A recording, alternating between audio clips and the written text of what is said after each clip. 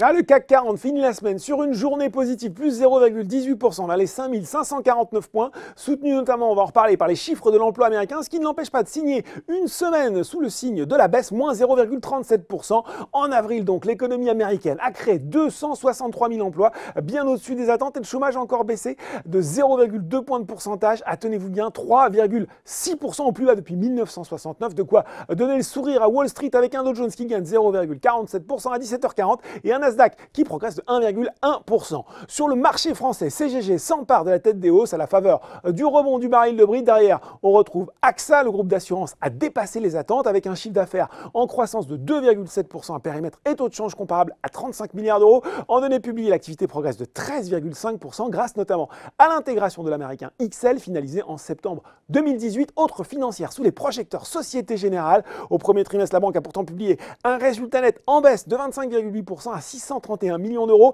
mais elle a rassuré sur ses fonds propres avec un ratio de fonds propres durs à 11,7% à fin mars contre 11,2% fin 2018. Iliad profite enfin notamment d'un rehaussement de cours de Morgan Stanley qui reste à pondérer en ligne sur le titre mais qui vise désormais 115 euros contre 110 auparavant. Côté baisse, gros trou d'air pour Air France-KLM après la publication d'une perte d'exploitation qui a triplé, passant de 118 à 303 millions d'euros au premier trimestre 2019. La perte nette aussi se creuse, moins 19% cette fois à 320 millions.